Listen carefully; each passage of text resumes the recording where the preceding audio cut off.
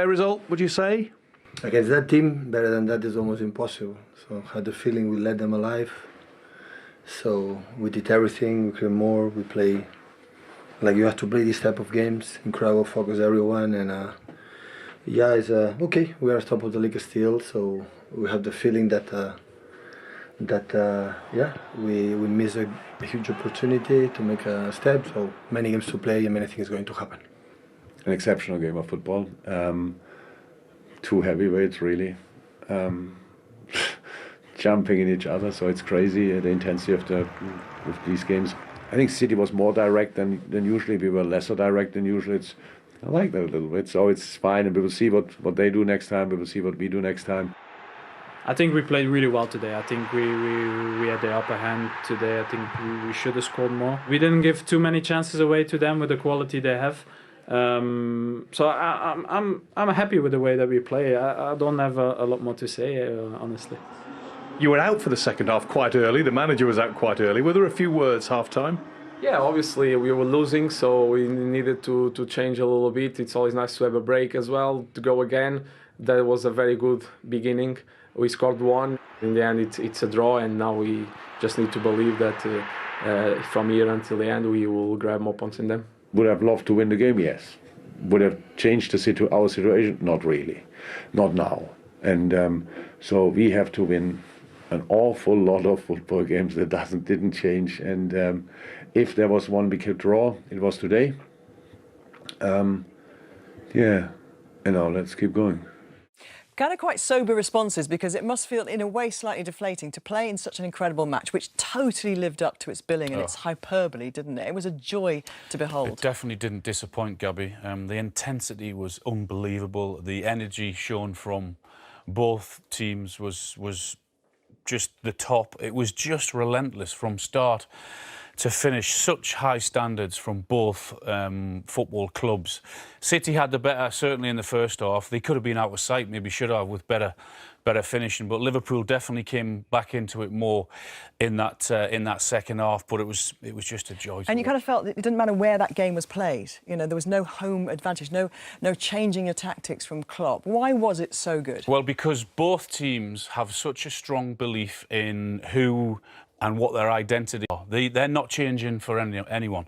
That's the way they play, and they go into every single game not changing at all. And that's why it was so good on the eye for us that both teams were prepared to go head-to-head and say, this is who we are, and we're going to just try and play our normal game. And I mentioned the intensity and how sharp and quick both teams were. I mean, watch Bernardo Silva. Look at Kevin De Bruyne. He's already... Those two are a second ahead of anyone else on the pitch to get on with in the game. OK, it's a little bit of a deflection, but they probably deserved that. The pressing from Manchester City, they tried to lure it into these situations where you say, OK, right, here we go, and they win the ball up. But that didn't stop Liverpool trying to play their game and play out, and that's why, as I said, it was so entertaining and a game of the highest order. The same thing again. Liverpool not changing, City not, but look at three ready to go and attack Mane and win the ball back. They lose it again. Same thing again. Look at the two of them again, determined to get to that ball first and then go after you. I mean, this it's just fantastic play. I mentioned the ability of both football clubs. Last minute, what about this for a pass from Kevin De Bruyne? He goes through the midfield there, left foot, and it's on a plate. Should be in the back of the net from Mahrez. That should have won them the game. On the other hand, I mentioned both clubs. Liverpool, straight away from the second half, totally different. Henderson picking up that second ball there, did it really, really well. Salah didn't have his best game, but what about that for a pass? The way to pass into the path of Mane, and it's a magnificent finish. They like to press, or want to press. They try to get you into different situations to win that ball high up the park. So again, they're not changing. They're doing what they're very good at. They're doing what they've done for years. Last minute of the game, last couple of minutes, look at the determination to try and win the ball back, and they do win it back. So great credit to those two world-class coaches who demand from their team, but their team actually deliver. And Yes, City will look at it, and we heard De Bruyne say they had the better chances, and I believe they do. But I think for the neutral, for it to be a draw and carry on, so much to look forward to the end of the I think season. Klopp might need to see a chiropractor after a Guardiola hug there. I think Cancelo had one as well, didn't he? He's a passionate man. Now let's talk about Liverpool's high press. We see it all season, and when it works, it's a thing of beauty. There's plenty of examples of that today. But City have got the personnel and the class to exploit it at the other end. You can have a look at both sides of it. Yeah, they have, and this is why Liverpool play a high line first and foremost. It's because they don't want City near their goal. That's the high line that you can see there within the back three. It allows the forward players and the midfield players to put pressure on City. They move and shift brilliantly. Robertson's come out this left-hand side to press the full-back. They're happy to go 3v3 at the back. This is Liverpool putting City under pressure, not allowing City to play the way that they want to play. And they've done it week in, week out, Liverpool. The pros of it are you don't allow a team like City to have control and allow to, you've got a little situation here where Kevin De Bruyne is right next to Fabinho, and it's just like he's the person that you don't want to have the ball. They're trying to find him, but because of the good press, because of the intensity of the way that Liverpool press high up the pitch, it doesn't allow them to do that. Where you find problems is the minute you go past that midfield area, like Kevin De Bruyne does here, and you've got space and you've got runners that City have, you cause yourselves a lot of problems. And there was just too many times, in my opinion, that Liverpool found themselves in this situation where one player didn't do his job. So you've got Thiago, you've got Jota pressing. But then when Laporte picks up this ball, Salah says, no, I'm not going to go. There's your back line that's playing high again. And then it's one simple ball, one simple run, and we're in behind you. And any time a player has got time and space on the ball and he can get his head up, a defensive line just have to drop. And it was evident today that they just, well, look here, Bernardo Silva, time, space. Look at the body shape of the back four. Nobody's side on, nobody's thinking about dropping. It's just we're playing a high line and that's that. That's what we've been told to do. And don't get me wrong, they recover, but I just thought that City caught them out one too many times today. This is why I think he wants to play the high line. He wants to squeeze those elements. He doesn't want City playing in between the lines. Where De Bruyne is here, I mean, it's so tight. And one of the reasons I think that Liverpool get away with playing such a high line, a thing that helps them massively is VAR, as we saw at the end, because those decisions that come down to millimetres are getting called now. Whereas if you're leaving that to human error, they're getting caught out. So often after Champions League games in midweek, we see teams coming a little bit lacklustre at times. But today, Man City's 181 sprints was the highest in a league game for them this season. Bernardo Silva was 12.45 kilometres, more than anyone this weekend. Scary. So that tells you the standards that you have to get into the team, to keep going, and that's why they're as good as they are. Klopp Both teams. He didn't expect them to play so direct. Yeah.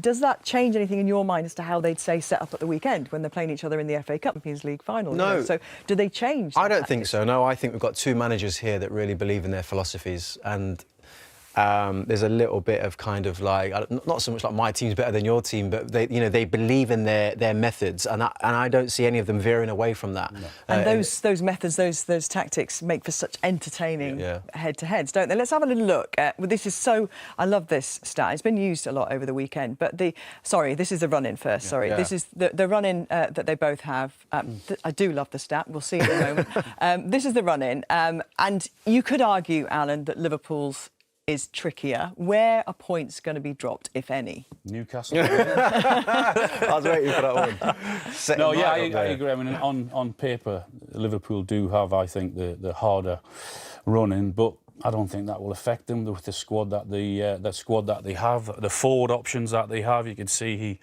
he left players out today who were in the midweek. He'll switch it again in midweek and rotate players, but they can do that now because of the ability that they've got in the squad, Liverpool.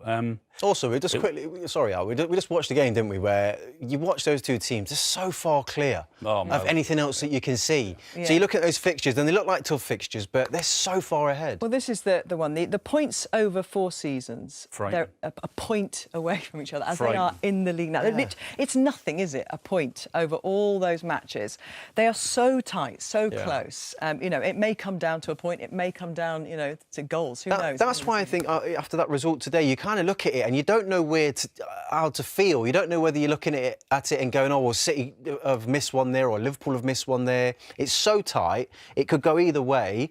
But all I know, we was all treated to an unbelievable game of football, of which, from the standard of it was just so high that, you're looking around going, I don't see anyone else getting closer. Where does it, for you, in Premier League history, in football generally, where's that rivalry? Because, I think Mark Lawrence has said it's Liverpool, it's Barcelona, Real Madrid levels of rivalry. Well, it's different styles of play. I mean, when you look back at the Man United team that won the treble, or the Arsenal, the Invincibles team, or that Chelsea team that Mourinho had, I mean, they were totally different. They were a horrible team to play against. They could do almost anything. But the way these two are on the eye, the way they go after teams, the way they press, the way they sort of set the standard with passing from the back, with the goalkeepers starting the game off. It's a very different game, what these two play to what has been played in the past. But the standard that these two have set over the past few years has just been outrageous. It's been great to watch.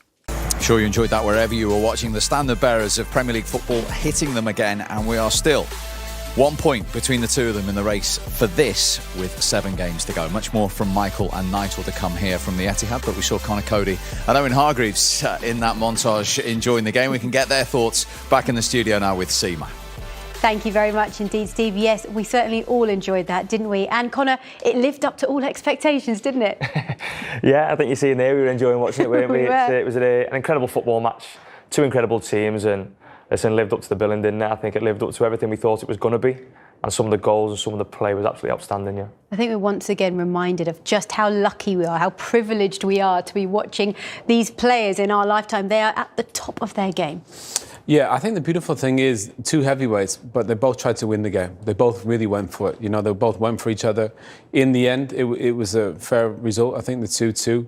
But they both played the right way. Attacking football, going for the jugular. I thought today we heard even in the interviews, the switches of play and forward passing. Normally, everything's really quite intricate. Today, there was a lot of space in behind, and they exploited that. Credit the coaches. They see that. The players are there, see that, and there was a masterclass on how to compete for a trophy. Often at times these games get cagey. That wasn't cagey at all. They went toe to toe, and 2-2 was a fair reflection. Michael Owen referenced a couple of times actually how brave that Liverpool defence are to be playing such a high line. As a defender, what's going through your mind when you see them play that way against City? Do you know what? That's probably all they know. That's all they know. That's all they ever do. And I think you heard Jurgen Klopp in his interview say we weren't going to change. We were going to come here and not change. And they certainly done that. And they do that every single week, Liverpool. And they're so good at doing that. They're so calm when they're defending. Without the ball, they're usually in control of the game as well. And I think you're seeing that today. And I think it's just refreshing to see that 2 heavyweights, as you just mentioned there, that they go and don't change the way. They just go for the game. And it's about winning and go and winning the game. And it was an outstanding game of football. But yeah, I think if I'm playing in that team and that's all I'm used to, then that's just a norm for them and that's how they play. So where does this result leave the title race then? It's as you were at the start of the day, but does it tell us anything more? Well, was it Pep that said game on? or one of them said game on, and he's right. Based on the fixture, you'd say, Man City have it slightly easier, but I don't see them both winning out. I don't see them both winning all their games. I just think there's an opportunity there, and it's tight. It's super, super tight. There's a lot of teams with something to play for there. Look, City have the advantage, you'd have to say, based on the fixture and being 1 point ahead. But I think we're going to get twists and turns towards the end. I don't think you're wrong there. And actually, we talked about this being a rivalry of some sort, a different sort of rivalry. But if you look at Liverpool's fixtures, they have back-to-back games coming up against 2 of their biggest rivals, Man United and Everton. Now, Conor, I know United and Everton aren't exactly where they've been in terms of the standard of play, but 2 big games still.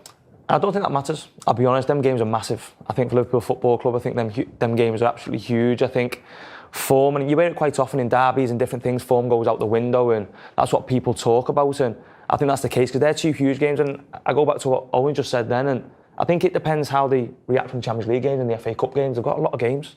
Incredible football teams, but in every single competition, banging out games every single week, and it's how they recover from that. But if any teams can do it, it's these 2 teams, in it, because we've seen today how good they are. But Conor, we can't look at that list of fixtures without seeing Wolves on both of the agendas for both teams. So basically, you're deciding which way the title race goes. We spoke about it a few times today, haven't we? We spoke about it. No, you can, yeah. And there's some real tough games for us. I can speak on behalf of myself, and real tough games for us, and something we're looking forward to. Listen, you want to play against the best teams, and you want to come up and play in them sorts of games, and they're fantastic games for us. But yeah, I did notice our name up there for them too. Yeah. But if you look at them and you think, City have it easy. Yeah, they do slightly, but Leeds away, Wolves away, West Ham away, far from easy fixtures.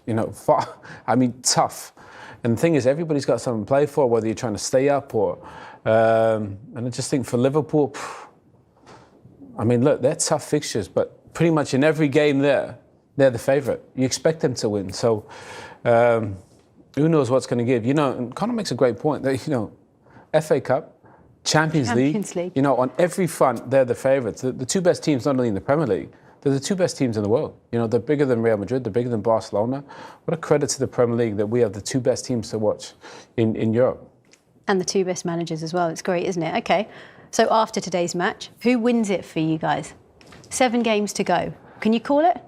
I don't think you can call it. I think you'd be daft to call it now. I think if we're looking at it now, I think Man City are top. So you've got to look at Manchester City because there's 7 games to go and they've probably got through the biggest game that they've had coming up now, and they're points and they're still at the top of the table. So you look at that, but you can't call it. You really can't, because as we've mentioned plenty of times here now, 2 incredible football teams who will go to the end. And by the way, I think I agree with Nigel as well. I think there'll be a few twists and turns. I don't think it'll just be as straightforward as you go and win every game. I hope it's not, because we're playing them. So, but listen, 2 incredible teams. I don't think you call it. I think it's too tough to call. Yeah. What do you think, Owen? Yeah, I'm the same. I think sometimes when you play teams for City, you think about the Brighton, Watfords. In a way, they're harder. I think. Because you're expected to win those games, and I think if you're not at your best, sometimes you saw the game today, everyone's up for it, the standard of the football was off the charts. I think both teams are going to drop points along the way. The biggest question is, who's going to drop the most? So basically, neither of you have actually answered my question, both sitting on the fence. Steve, what about on the ground there? Which way is this title race going? That's the $1 million question, isn't it? When you speak to anyone at the Etihad, it's what everyone was talking about today. I just wonder, it's interesting to hear the two boys there, but are we in any way, shape or form looking at it differently with just one big game chalked off? I know there's still a point difference with 1 game to go. Frame of mind-wise, what do you think? I think so. I think Manchester City have probably got a better chance now than they had before the game. Why? Because this was the big one. This is the one that they could lose, and obviously it wouldn't be in their hands anymore. I think now, with those set of fixtures that we've just seen him and the guys talking about, I think that Manchester City's position has strengthened at the top of the league, despite them not going any further clear. I just think getting that one out the way and not losing it, all of a sudden now I think their running looks a whole lot easier, and I'd say that they're looking stronger favourites than what they were before the game. Interesting. What do you think? Yeah, of course. I think City is by far the favourite now. After this game has been played, 1 point out of the game. This game, you can scratch this one off, and of course, it's all about the next 2 or 3 games that are coming. But I really think, and I think I agree with Owen in the studio as well, is that they're not going to win all their games. I think really there is still some up to it, and we've seen it also previous before that. There's still 7 games to go, and to win all 7 games is so hard because they're also in different competitions. So in order to do that, and also to stay in the Champions League, for example, as we all know, especially City wants to win that after the disappointment against Chelsea in the final. It is really hard just to maintain it. So I think both teams will drop points. It's just a matter of the fact who's going to drop the most points. So and especially the first 2 games, I think City playing home twice is a big advantage. Just the simple maths would say every time you chalk 1 more game off, then whoever's at the top would strengthen their grip on the title, wouldn't they? I mean, if there was 30 games to go, you'd say, wow, lots of things. But the less and less it goes, it's 7 or 8 games, now 7, and then it's going to be 6, and all of a sudden, if it stays like that, then City are just going to get stronger and stronger favourites. So, if you look at the list, if you look at Liverpool's list, to which opponent do you think they will have the most difficulties? It was interesting to hear Jurgen Klopp, wasn't it, about United and Everton, because on paper, no matter what the form is, you got Villa away. Even the manager's saying, listen, that's their game of the season, United and Everton. It is. I don't see any gimmies there for Liverpool. I really don't. I think every one of Liverpool's games are tough. And whereas Manchester City, I think they've got 3 or 4 gimmies, especially their home games. Away at Leeds, they're just too good for Leeds. I think Wolves and West Ham are their toughest games, but I can see them winning every other one of those games. And as I say, I think Liverpool have got tough ones in.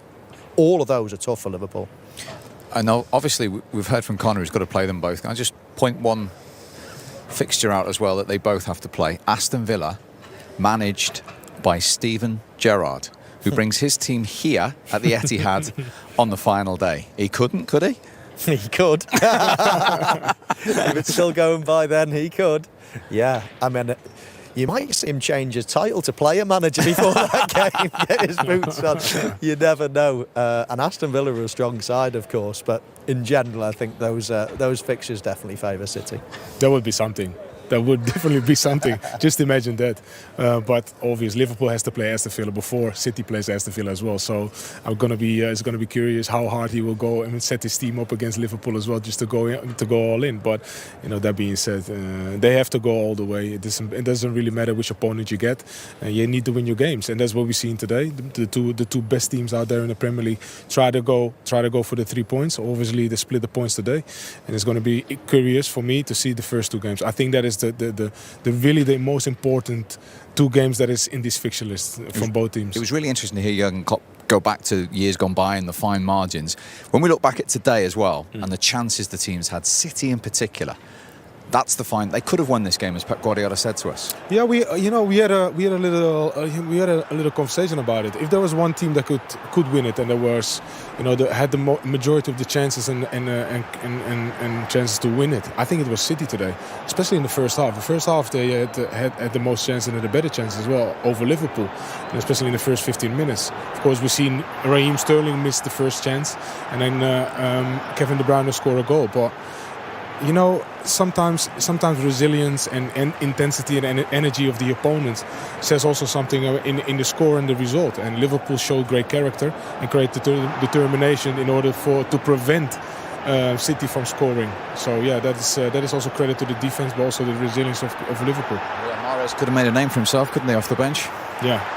He certainly could have, yeah. I mean, he hits the outside of the post with this free kick. It looks as if it's going wide here, but he's got plenty of bend on it to hit the outside of the post, and then this is a big chance at the end.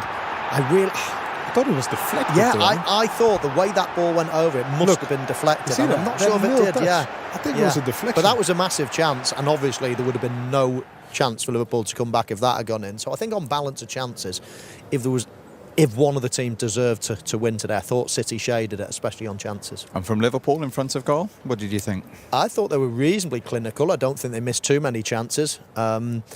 Sadio Mane's finish was a good one. I actually thought it was quite similar to Raheem Sterling's first chance. I thought if Sterling had lifted it like Mane did, then they would have been 1-0 up straight away in the game. This was incredible, wasn't it? This was incredible, yeah. And when you're at the other end of the stadium, you're thinking, is it over the line? Are you watching the referee to see if he's looking at his watch? But cool as you like, eh? Wow, that is something. That's typical Ederson. He's always doing the most, and then keeps so calm in a certain decision making. But this one as well. I think when we see this situation right there with Liverpool, I thought it was a goal because Jota went straight on. So it was great defending here as well. I mean, second half they started. Right foot there. Yeah, I thought he could have taken it early. On the right foot. Yeah, you tell me. Because I was right footed, yeah, exactly. But I don't blame Jota. But yes, Liverpool had chances. We were right behind that goal. That was going right into the corner. Whether the goalkeeper would have saved it or not, but one thing is for sure, it was a corner. It should have been a corner. You can see the reaction of the Liverpool players. But looking at those chances compared to the City ones, you have to say City had the better of them. So give us an idea when you're going for a title and you're at this stage of the season now, 7 games to go, psychologically, and as you rightly say, trying to combine 2 of the trophies as well, particularly the obsession round here with the Champions League. Yeah, it's really hard, of course. That's the reason why you have a big squad. You rotate. We were discussing before this game of who's going to start up front, and we were all wrong.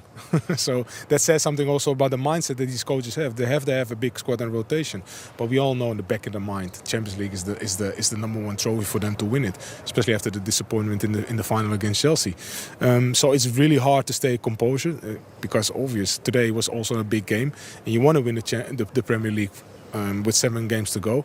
But yeah, you have to rotate. You have to find a way that everybody stays on the same page. Everybody has the same energy and intensity, and don't lose the focus, because the focus is still win the Premier League, but also win the Champions League. Because I think, really, if I'm honest, I think the bigger disappointment will be not winning the Champions League this year. I think really even having been 14 points ahead in the Premier League? I'm not saying that. I thought, of course, you want to win the Premier League always, but the Champions League is still the one that everybody wants here in City. You can sense it every time they play the Champions League. It's that urge to win it as well. So, you know, they're now in the knockout stages and in the quarterfinal. So yeah, they just urge to find that right balance to go to the semis and then the final because of the disappointment. So. Nevertheless, it's going to be a disappointment. I think the main focus is on the Champions League, and that could still play a part in both teams, not just City, with these huge European nights still to come. Huge games. I think based on both squads there, virtually everybody's fit in both squads. So, you know, rotation and things like that will come into it. They don't have to keep playing the same players. And I've often said, you know, with Manchester City's, you know, track record, with Liverpool's track record, Liverpool have been there and done it in Europe. Manchester City have been there and done it in the Premier League for so many years, but they've never lifted that European Cup. And Liverpool have only lifted this trophy once. So I think if you had them together and asked them to shake hands on Liverpool winning this and City winning the Champions League, I think they would probably shake hands and said, deal done. But it's not going to play out like that, and we'll see who can... maybe they'll get greedy and try to win both. Well, listen, if from a neutral point of view, if we see a Champions League final between these two to this intensity, they could produce one of the finals in history, couldn't they? They could, but please no. To have Liverpool in the Champions League final again, especially with the experience that they already had, but because of winning it, and of course City losing it, being on the other side of it, please no. But it could be. It could be. I mean, the two best teams in the Premier League, but in the world right now, with the two best managers in the world as well. So it could go head-to-head till the end. They both don't want to play each other again. They're so vulnerable. They're vulnerable against each other. They both know that they're a step ahead of everybody at the moment, and they want to avoid each other at all costs. So yeah, they will definitely be wanting to avoid each other. But if they have to do it in the final of the Champions League, they're going to do it. But as I say, I think Pep Guardiola and Jurgen Klopp are both desperate to avoid each other at all costs at the moment. Just absolutely brilliant for all of us to see two teams at this standard like we've seen today, isn't it? It is. We thought it before the game. In fact, we knew it before the game. But sometimes they don't always, you know, deliver like that first half in particular did today. It was sensational. Nigel, great to see you. Thank you indeed for your company. Michael, as always, we started off talking about this. There was 1 point between them. There's still 1 point between them with one game less to go. It didn't disappoint. I'm sure you enjoyed it. We'll see you soon. Incredible game of football, wasn't it? We couldn't take our eyes off it for 1 second. I'm sure you couldn't either. And it's as you were from the start of the day between these two, just the 1 point separating them at the top of the Premier League table with now 7 games to play. We loved every moment of it. And Conor Cody, how much did you enjoy watching that game today? It was fantastic. It was fantastic from start to finish. We spoke about it all day. We spoke about it for weeks, in fact, haven't we, about what the game was going to bring and who was going to win and what they were going to play like and all this sort of thing. And it's been something that it lived up to all the hype because we were ready for it and we enjoyed every minute of it here, didn't we? And just watching the quality that both teams had and how they went about the ways of playing and sticking to the principles and sticking to what they know. And it was a fantastic game of football. It really was, wasn't it, Owen? You know, we saw the best of both teams. And I think the beautiful thing is two heavyweights went toe-to-toe. You know, often when you get a title race, it can get cagey.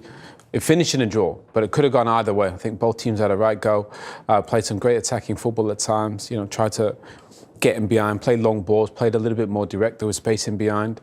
And I just thought, credit to both managers. You know, they played the right football, but 2-2 was a fair result. It was a fantastic game of football. Saying that, Klopp did just say he felt there was more in there for Liverpool. What do you think, Conor? I thought both teams were fantastic, I'll be honest with you. I thought the first half was brilliant, but I thought City had more of the chances. But the game was there for anybody to go and win because they were both going all out. There was space in behind. We heard, obviously, Pep Guardiola talk about switching the play and finding the spaces because of how high Liverpool were, and they were never going to change that. So the game was there for either one to go and win. I thought City probably created a bit more of the chances and probably had a few more opportunities to score, but the game in general was brilliant. So obviously you're seeing a certain side of the game, but the quality that was on show and the way that both teams played, I can't believe him saying that either. Yeah. Seema, thank you very much indeed. We've been pitchside at the Etihad all day. We've sampled the atmosphere and we've seen that incredible game that you've seen the highlights of as well. We started the day talking about who was going to get closer to this. There was 1 point between them, and there still is, with one game still left, as opposed to 7 to play now instead of 8. Michael Owen, Michael Richards and Nigel de Jong have enjoyed it as well all day here in Manchester. Another terrific advert, first of all, Michael, for the Premier League. Yeah, I don't think I've seen many halves like that first one. You know, the pace of it, the quality. I think they might have got a little bit tired, might have actually settled for a point apiece in the last 20 minutes or so of the second half, but it was still a high quality. On the whole, it was a phenomenal game. 2 of the best teams we've ever seen, but that first half will live long in the memory. The pace and the intensity of it as well, Micah. It was just incredible. It really was. I was thinking, the first 10 minutes, Man City just came out. Like, as fast as I've seen them start all season. Then Liverpool started to find their way into the game a little bit. And you always got to be careful, Liverpool, because on counter-attack, the quality they have up front could change the game just like that. Second half comes, 46 minutes, Mane and Salah were kept very quiet in that first half. Second half, game opens up a little bit, start fast. And it was just electric from start to finish. I mean, I was at the game, the first leg, it was 2-2 game. And it was just equally as brilliant. Maybe this one had a little bit more quality. I couldn't call it. I think if one team was to win it, maybe Man City just had the edge because of that first half. Do you agree with that? If either side were going to win, Nigel, it was City? Of course, that's my fault. You've been neutral all day. I've been neutral. I tried to be neutral, but now I'm biased now. But how can I not agree with that? I mean, you know, it was just an electric game today. It was from both sides, obvious. You know, you have to give credit where credit is due. We were talking about Liverpool beforehand, but I think, you know, overall, it was just a fantastic game to watch for the neutral fan. Obvious. I think at the end of the day, Man City had the better chances and a better momentum as well to extend the lead, as we said. But if you just look based on the first 15 to 20 minutes in the second half, I think Liverpool was close to take the lead even. So, you know, that being said, I think at the end of the day, a draw was a fair result. You said at the start of the day, must not lose for Liverpool, and they didn't, and they came back twice at a place like this against a team like this. Yeah, I mean, a lot of character. And when City started like that and then scored as well, any normal team Did you fear the worst? Well, yeah, I mean, if City go and get another one, then you think, wow, because they were putting a lot of pressure on Liverpool at the time, but they did. They were brave enough to come back into the game, to keep their passing game going, and they eventually quietened City down a little bit. But I thought City were absolutely brilliant in that, you know, the first 10-15 minutes.